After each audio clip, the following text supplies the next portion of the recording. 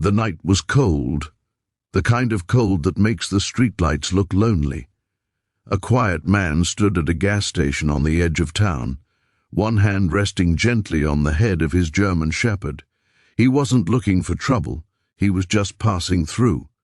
But sometimes trouble doesn't ask permission. What happened next would shock everyone who saw it. Not because of violence, not because of power, but because of restraint, kindness, and a choice that changed more lives than anyone expected. Before the story begins, take a moment to support the channel. If stories about humanity, courage, and kindness move you, please subscribe, like this video, and share your thoughts in the comments. This is Tales River, where real emotions meet meaningful stories. Your support helps keep these stories flowing. The man's name was Daniel, though nobody at the gas station knew that. He was in his early 40s, with calm eyes and a face shaped by years of discipline and loss. His clothes were simple, his boots were worn. He didn't look like someone important. He looked like someone who had learned how to stay quiet. The German shepherd beside him was named Max. Max sat perfectly still, alert but relaxed, his eyes watching the world with intelligence and patience. Daniel filled his tank slowly, lost in thought.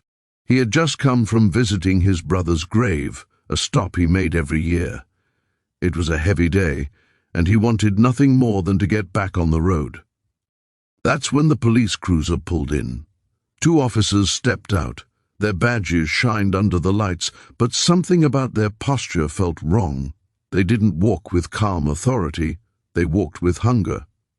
The taller one glanced at Daniel, then at Max, and smirked. "Hey!" he said sharply. "What's with the dog?" Daniel turned, respectful. "He's with me, officer. He's trained. We're just fueling up." The shorter officer circled around slowly, like a predator. "You know dogs aren't allowed everywhere. He could be. Dangerous." Max didn't move. Daniel gently tightened his grip on the leash. "He won't cause any trouble. We'll be gone in a minute. That should have been the end of it." But it wasn't. The taller officer stepped closer, invading Daniel's space. "You giving me attitude?" "No, sir," Daniel said calmly, "just answering your question." Something about Daniel's calm made them angrier. They were used to fear, used to people shrinking. This man didn't. They began to search for reasons, asked for ID, questioned where he was going, accused him of loitering. Their voices grew louder. People at the gas station started watching, uneasy but silent.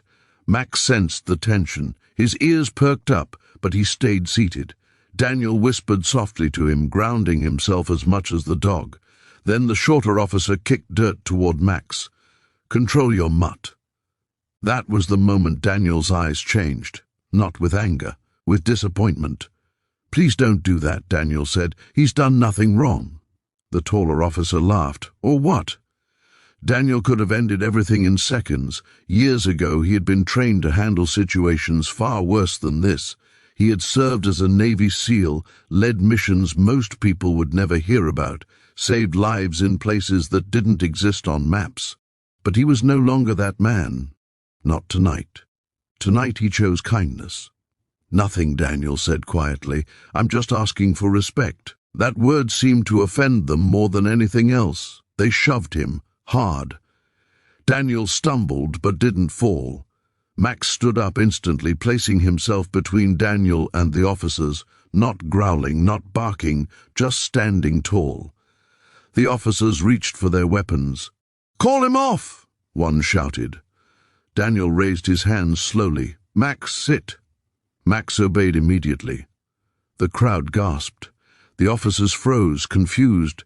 They expected chaos. They expected resistance. Instead, they saw control, discipline, and trust. That's when another cruiser pulled in. A senior officer stepped out. Older, grayer, eyes sharp with experience. He took in the scene in seconds. "What's going on here?" he asked. The two officers started talking over each other, throwing out accusations. The senior officer raised a hand. "You," he said to Daniel, "what happened?" Daniel spoke calmly. He didn't insult them. He didn't exaggerate. He told the truth simply and clearly. The senior officer looked at Max, then back at Daniel. "You military?" Daniel hesitated, then nodded.